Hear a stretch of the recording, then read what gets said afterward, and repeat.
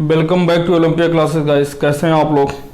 I hope आप लोग सब लोग ठीक से होंगे और घर पर होंगे, सुरक्षित होंगे। तो चलिए आज हम शुरू करते हैं क्लास 12 से। जो पिछला लेक्चर हुआ था उससे आगे की ओर हम लोग बढ़ते हैं। तो भैया इस लेक्चर पे क्या है, इस लेक्चर पे हमें पढ़ना है कूलॉम्स लॉ के बारे में। हमने उसके तीनों केस देख लिए थे। फिर हमने कूलॉम्स लॉ का वेक्टर मतलब सदिश रूप देख लिया था कि कैसे कूलॉम्स लॉ को सदिश के रूप में लगाते हैं। सदिश रूप में मैंने बताया था कि वहां पर आपको चार्ज को, जो भी आवेश है, आवेश को विथ साइन रखना है। यानी कि यदि कोई -2q है और एक कोई q चार्ज है तो उसको माइनस को माइनस के साथ और प्लस को प्लस के साथ लिखेंगे ताकि आपकी डायरेक्शन में अंतर नहीं आए। ठीक है। फिर हमने सुपरपोजिशन ऑफ चार्जेस पढ़ा था कि सुपरपोजिशन का मतलब क्या था कि जहां पर आपके दो या दो से अधिक, हमने पढ़ा था ना आवेशों का अध्यारोपण सिद्धांत, तो वहां पर इसका मतलब क्या है कि जहां पर आपके दो या दो से अधिक आवेश, दो से अधिक आवेश यदि एक जगह पर पाए जाते हैं तो उसके कारण, उन सब आवेशों के कारण यदि किसी एक पर कुल बल निकालना है, नेट फोर्स निकालना है, तो उनका क्या करते थे, उस पर बल निकाल के उनका क्या करते थे, सदिश योगफल करते थे। तो चलिए देखते हैं, अब कुछ क्वेश्चन करते हैं कि कैसे हमें करना है। तो हमारा क्वेश्चन है, पहला एग्जांपल है, या तो हेडिंग डाल लीजिए टाइप 1 का क्वेश्चन।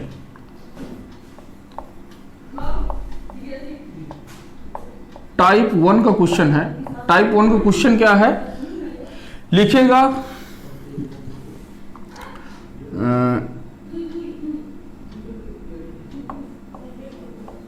कुल परिणामी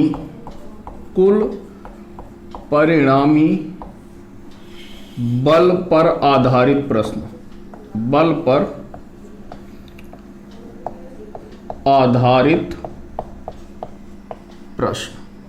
यदि आपसे प्रश्न में कुछ ऐसे पूछे कि आपको क्या निकालना हो, कुल परिणामी बल निकालना हो, तो हम कैसे निकालेंगे। अब देखते हैं ऐसे क्वेश्चन को हम लोग कैसे सॉल्व करेंगे। ठीक है, तो चलिए इसमें पहले क्वेश्चन देख लेते हैं कि क्वेश्चन आपको क्या दिया हुआ है। तो इसमें से एक आपको क्वेश्चन दिया हुआ है कि एक आपका समबाहु त्रिभुज है। क्या है?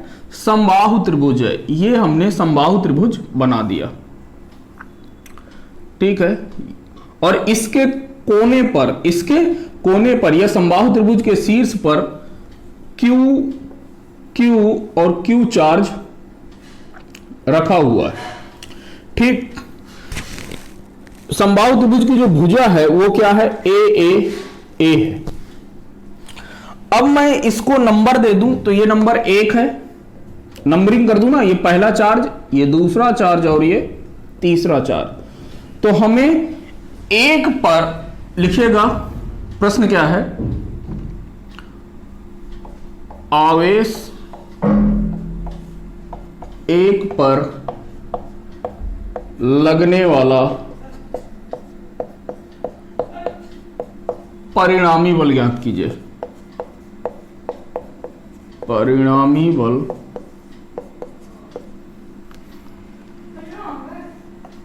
ज्ञात कीजिए। ठीक है, ये रहा प्रश्न। तो अब देखिए हम लोग कैसे करेंगे। देखिए आपको पता है कि ये कैसा है, ये भी पॉजिटिव चार्ज है। यदि कोई साइन नहीं दिया रहता है, कोई चिन्ह नहीं दिए रहता है, तो हम उसे क्या मानते हैं कि ये कैसा है, पॉजिटिव चार्ज है। कैसा है? Positive charge. पॉजिटिव चार्ज आपको पता है कि एक दूसरे से दूर जाते हैं। धनात्मक आवेश कैसे होते हैं, एक दूसरे से दूर जाते हैं और प्लस माइनस एक दूसरे के पास आते हैं। तो ये भी पॉजिटिव है, ये भी पॉजिटिव है। तो आपको पता है कि इनके बीच जो बल लगेगा वो कैसा लगेगा, प्रतिकर्षण बल लगेगा। और ये बल कैसा होगा, एक लाइन पर लगता है। किस पर लगता है? एक लाइन पर। तो इस पर हमें बल निकालना है। तो इसके कारण, तीसरे वाले आवेश के कारण, ये वाला चार्ज किधर जाएगा, इस तरफ। ठीक है, तीसरे वाले आवेश के कारण ये वाला चार्ज किधर जाएगा, आगे, इसी लाइन पे आगे चला जाएगा। ठीक है, तो यहां से ये है फोर्स पहले पर बल किसके कारण, तीसरे के कारण, F31। क्या है ये, F31 है। इसी तरीके से ये दूसरे के कारण ये चार्ज किधर जाएगा, इस तरफ जाएगा, F12, मतलब पहले के दूसरे के कारण पहले पर बल, दूसरे के कारण पहले पर बल। और आपको पता है कि बल कैसा है, वेक्टर क्वांटिटी है। चलिए तो F12 की वैल्यू हम निकाल लेते हैं। F12 की जब वैल्यू निकालेंगे F12 की, तो यहां पर ये जो वैल्यू आएगी, डायरेक्शन से मतलब नहीं, क्योंकि यहां पर आपने से डायरेक्शन नहीं पूछा ना, क्या पूछा, सिर्फ परिणामी पूछा है। तो हम इस पर काम करते हैं। तो ये कितना होगा, F12 K होता है Q1 Q2, तो Q1 Q है और ये भी क्या है, Q है। तो Q into Q divided by इनके बीच की दूरी कितनी है, A है। यहां से लेके यहां तक की दूरी कितनी है, A। तो ये कितना हो जाएगा, A²। तो ये कितना हो गया, K Q² अपॉन A²। ये F12 आ गया। अच्छा, अब क्या निकाल लें, F13 निकाल लें। क्या निकाल लें, F13। तो ये भी कितना, K Q, ये Q है और ये भी क्या है, Q है, डिवाइडेड बाई इनके भी बीच की दूरी कितनी है, A। तो ये A²। तो यहां से ये कितना हो जाएगा, K Q² अपॉन A²। यहां पर ये देखिए, ये दोनों क्या हैं, बराबर हैं। F1 और ये F12 और F13 क्या हैं, बराबर हैं। तो लिखिएगा F12 बराबर F13 के हैं। आपको याद होगा कि जब दोनों फोर्स क्या होते थे, बराबर होते थे, तो परिणामी बल जो आता था क्या आता था, 2F cos θ/2। भाई इनका परिणामी बल, अब ये एक फोर्स इधर लग रहा है, ये एक फोर्स इधर लग रहा है, तो इनका परिणामी बल कहां पर लगेगा, कहीं बीच पर लगेगा। तो परिणामी बल जब हम निकालते थे, तो आपको याद है ना कैसे निकालते थे, किसी एक पॉइंट पर चार्ज, ये F1, ये F2, ये F2, ये F1, इनका फिर पैरेलल खींचा। तो इसी तरीके से F रिजल्टेंट कितना होता था, याद करो ना। F रिजल्टेंट आपने याद किया था कितना, अंडर रूट ऑफ F1 का स्क्वायर प्लस F2 का स्क्वायर प्लस का 2F1 F2 cos थीटा। यही किया था ना, जहां पर थीटा क्या है, उनके बीच का एंगल है। तो यहां से जब ये आया था कि यदि F1 और F2 क्या होते थे, बराबर होते थे, F1 बराबर F2 बराबर F होता था।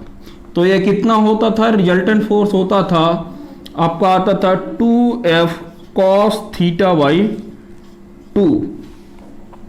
और ये भी क्या है, ये भी मैं इसको F मान लूं कि ये कितना था, F की वैल्यू कितनी है, K Q² अपॉन A²। ये दिया हुआ है आपको क्वेश्चन से।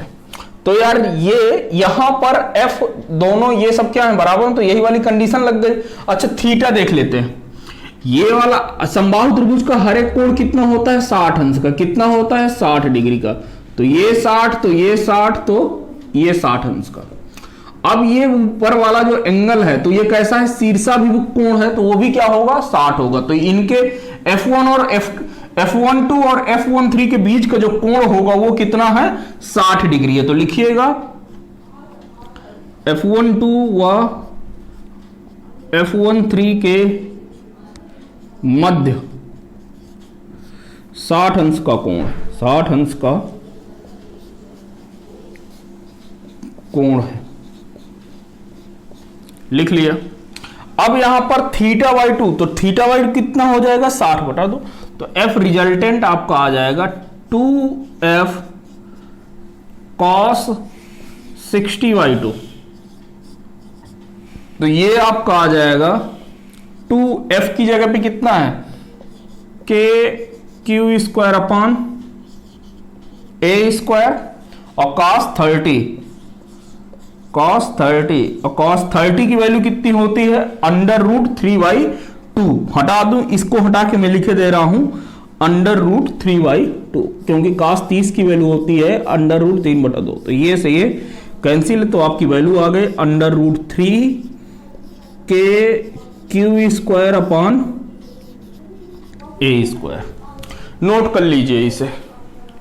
आई होप ये आपको क्या होगा, क्लियर होगा। ठीक है, तो इसे पॉज करके आप लोग नोट कर लीजिए। आई होप आप लोगों ने अब नोट कर लिया होगा। चलिए अब फिर से आपका राइट एंगल आपको समबाहु त्रिभुज दिया हुआ है। क्या दिया हुआ है, समबाहु त्रिभुज हमने बना दिया। अब इसके इस कॉर्नर पर, इस कोने पर माइनस क्यू चार्ज है, इस पर प्लस क्यू चार्ज है, और इस पर भी कैसा है, प्लस क्यू चार्ज। इसको हमने नंबरिंग दे दिया 1 2 और ये 3। इसकी भी भुजा की माप कितनी है, ए है। ये तीनों क्या है, ए है। अब ये समबाहु त्रिभुज है तो इनके बीच का एंगल कितना होगा, 60 डिग्री। चलिए तो आपको फिर से बताना है, आवेश एक पर लगने वाला परिणामी बल ज्ञात कीजिए।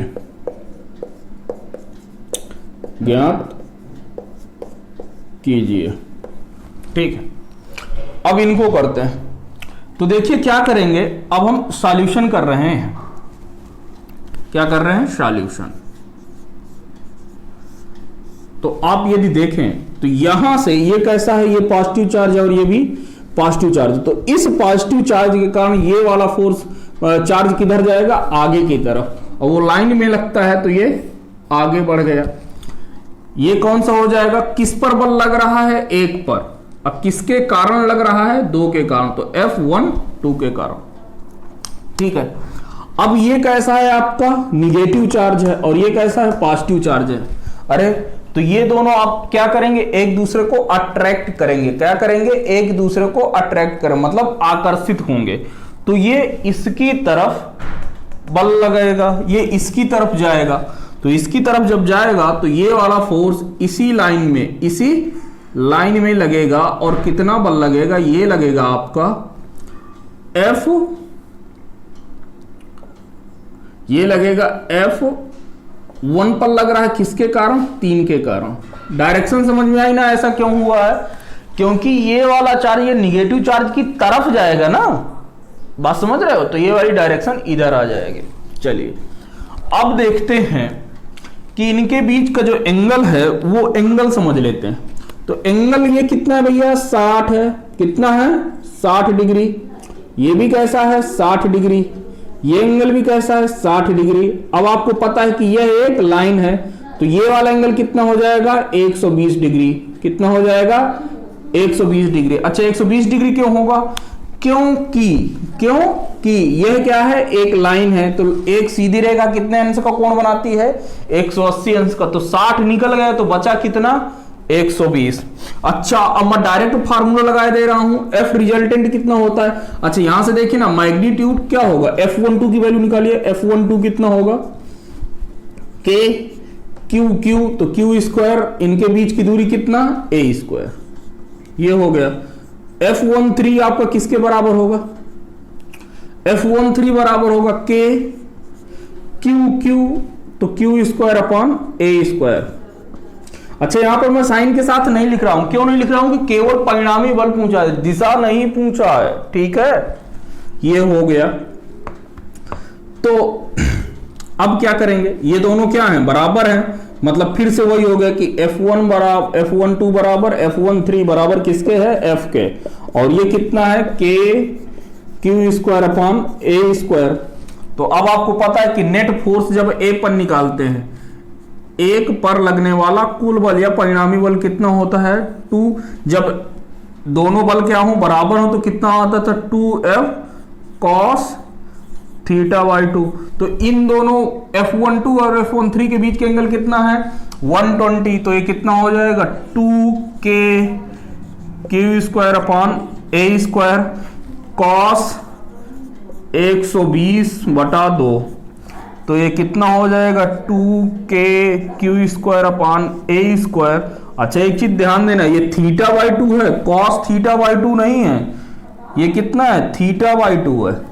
और कॉस 60, तो कॉस 60 की वैल्यू कितनी होती है मेरे प्यारे भाइयों, 1/2 कितनी होती है, 1/2। तो हटा दूं इसे, यहां पर लिखे दे रहा हूं 1/2, 2 से 2 कैंसिल। तो आपका एफ नेट फोर्स कितना आ जाएगा, 1 पर लगने वाला कुल परिणामी बल आ जाएगा KQ²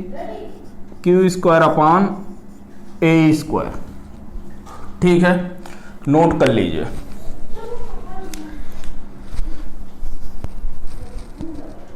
नोट कर लीजिए इसे, नोट हो गया। चलिए हटा देते हैं।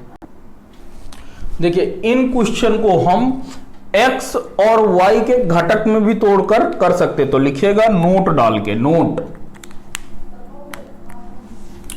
लिखिएगा नोट में,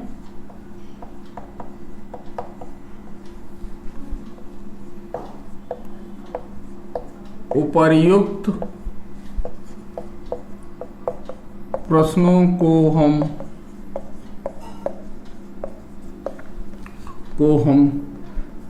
x अक्ष तथा y अक्ष के घटकों के रूप में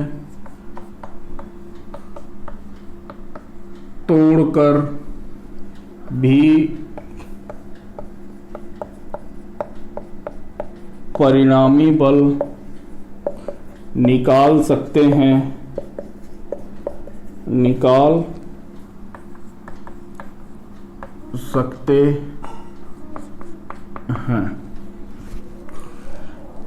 जहां पर परिणामी बल Fr बराबर क्या होगा, √ऑफ Fx का स्क्वायर, मतलब x अक्ष के कंपोनेंट प्लस Fy, मतलब y अक्ष के घटकों का स्क्वायर करके ऐसे जोड़ देंगे तो ये आ जाएगा।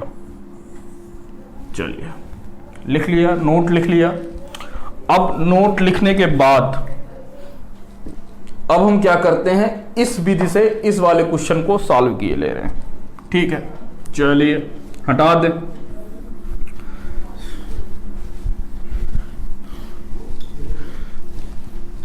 तो थोड़ा समझने की कोशिश करना इसी क्वेश्चन को।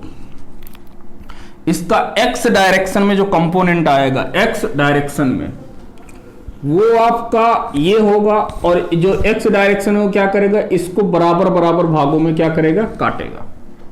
कैसे काटेगा, बराबर बराबर भागों में काटेगा, क्योंकि परिणामी बल भी हमारा इसी डायरेक्शन में आया था।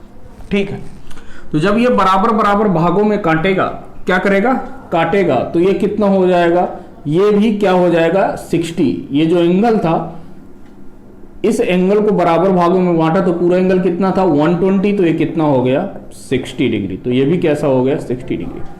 अब x डायरेक्शन में F12 की डायरेक्शन ऐसे है, तो जब इसका ये वाला x वाला कंपोनेंट लेंगे तो ये कितना हो जाएगा F12 cos थीटा, तो F12 cos 60 डिग्री।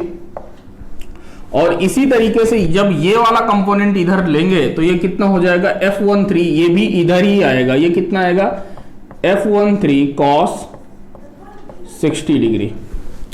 अच्छा, तो x अक्ष का अब दोनों की डायरेक्शन क्या हो गई, सेम, तो ये दोनों क्या हो जाएंगे, ऐड हो जाएंगे। क्या होंगे, ऐड होंगे। तो लिखिएगा Fx बराबर कितना आ गया, x अक्ष के घटक आ गए F12 cos 60 plus F13 cos 60। अच्छा, cos 60 की वैल्यू कितनी होती है 1/2, और इसकी भी 1/2। F12 किसके बराबर है, F13 के। अभी पीछे देखा था ना, इसी वाले क्वेश्चन को तो कर रहे हैं। F12 किसके बराबर था, F13 के, मतलब ये कितना हो गया 2F12 cos 60। अब ऐसा क्यों किए हैं, क्योंकि F12 बराबर F13 के है, और इसकी वैल्यू जो आई थी वो कितनी आई थी 2KQ² अपॉन A² cos 60 की वैल्यू 1/2। ये खपाच कट गए। Fx बराबर आपका आ गया KQ² अपॉन A²। ये इतना आया, आपका क्या आया है, ये Fx आया है। चलिए अब Fy देखे लेते हैं ढंग से। Fy तो इसका y पे कंपोनेंट, मैं इसको हटा दूं ना थोड़ा सा प्लस क्यू चार्ज को, इसका भी कोई मतलब नहीं।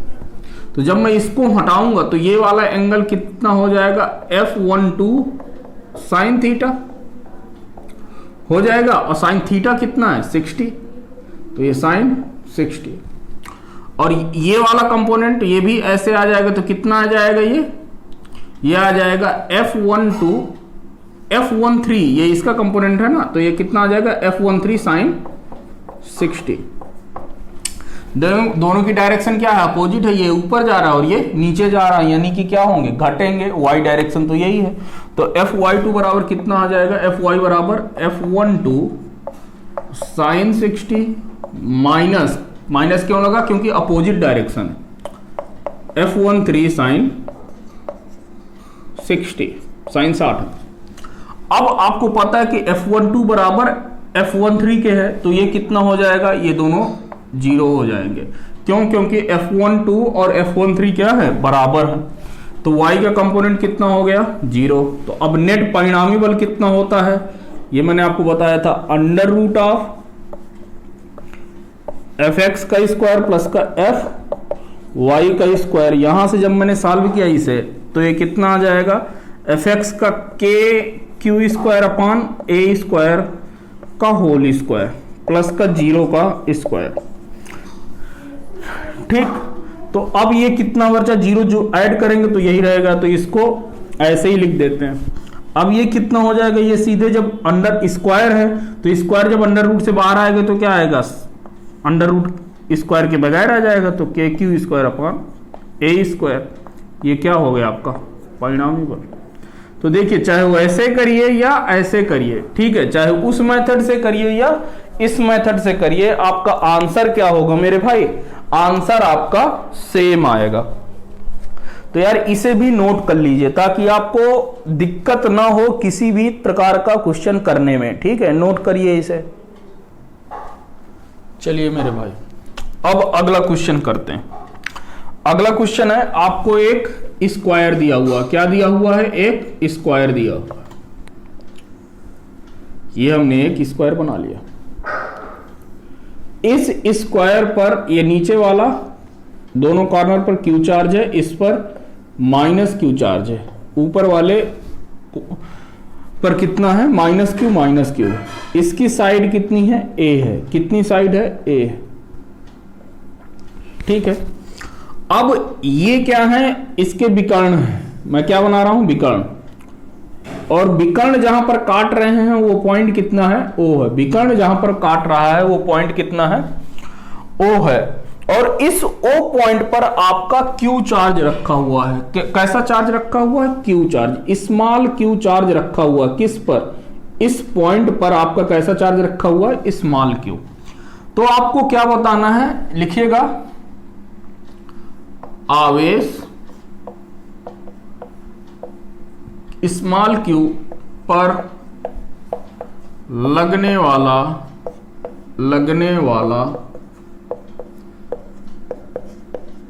परिणामी बल ज्ञात कीजिए।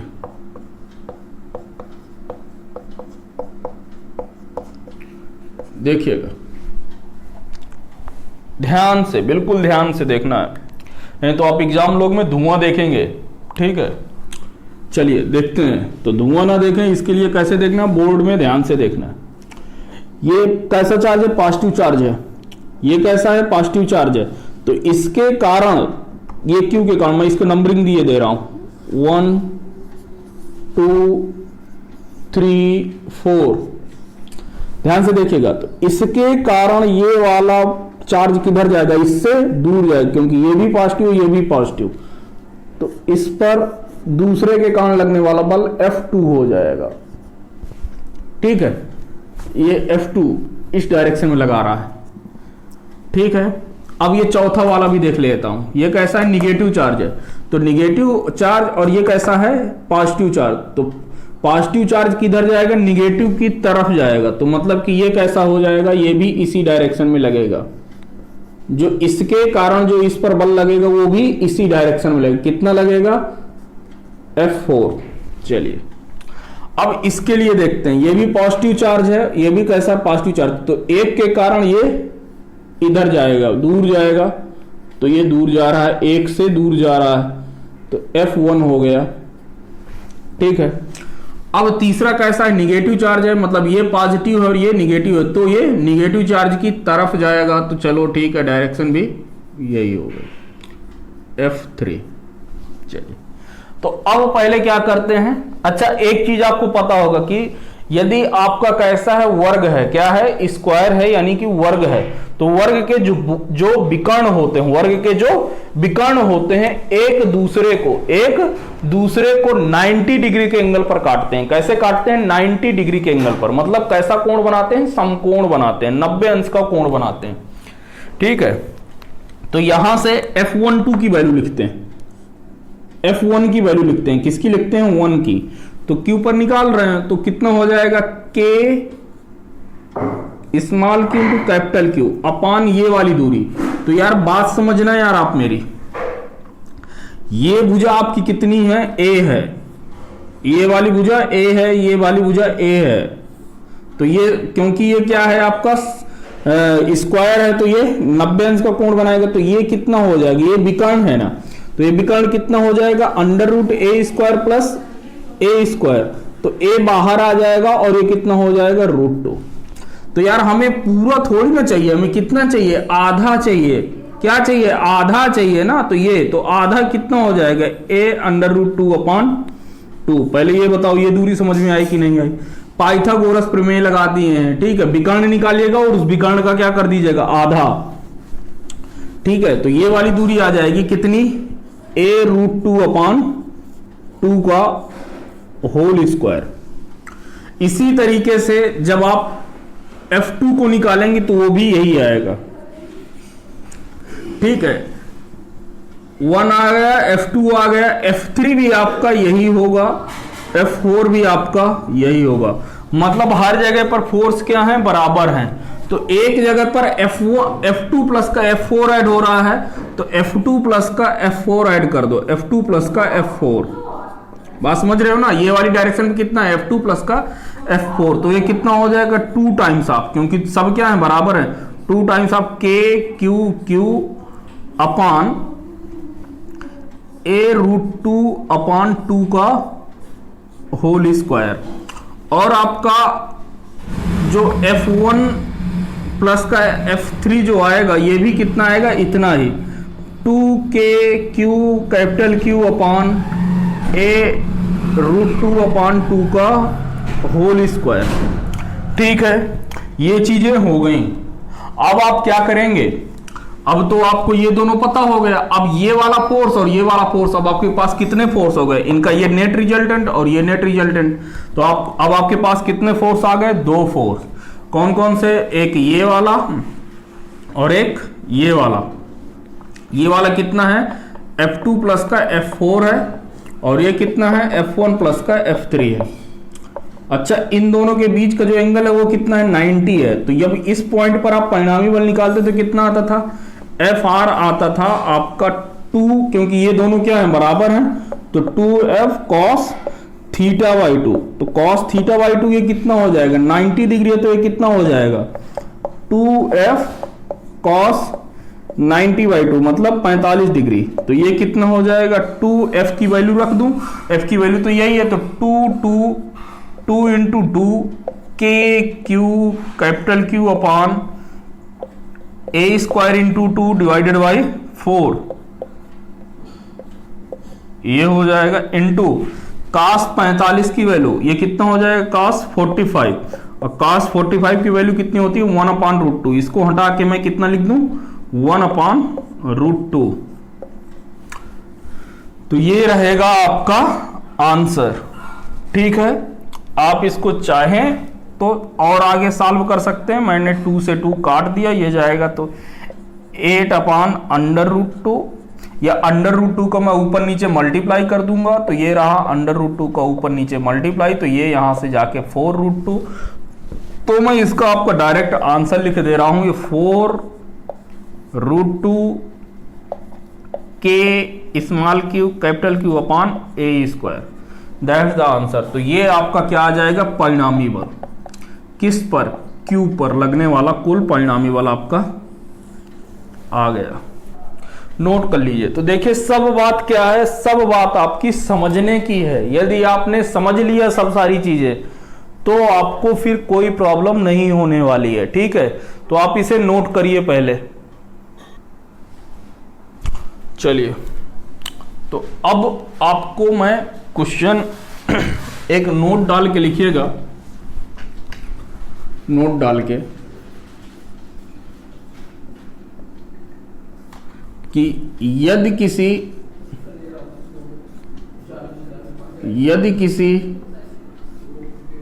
रेगुलर पॉलीगन में, अब यार मुझे इसकी हिंदी नहीं पता है, रेगुलर पॉलीगन में, यदि किसी रेगुलर पॉलीगन के शीर्षों पर समान आवेश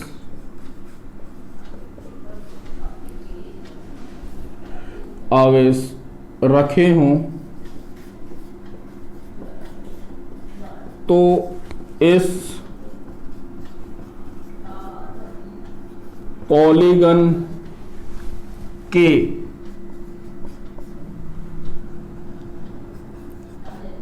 केंद्र पर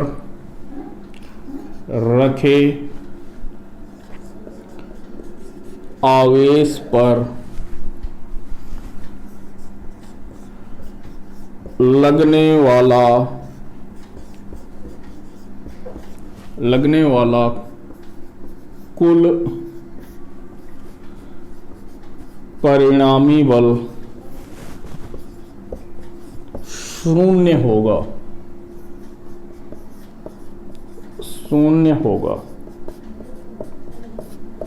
ठीक है। अब यार इसकी बात समझ लीजिए कि रेगुलर पॉलीगन का मतलब क्या है।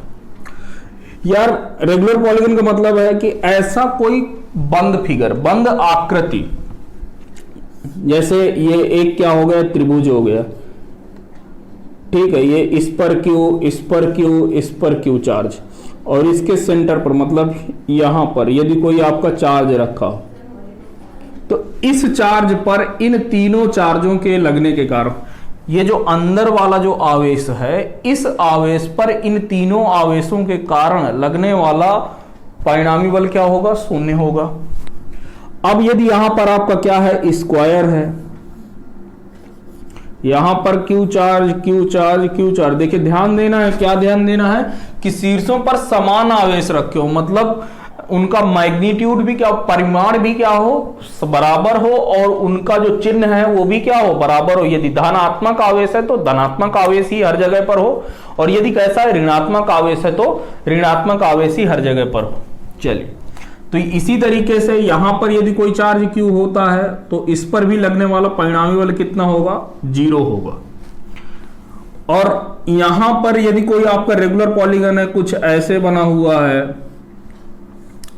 ठीक है, तो आप कैसा भी कोई भी पॉलीगन बना लो, ठीक है।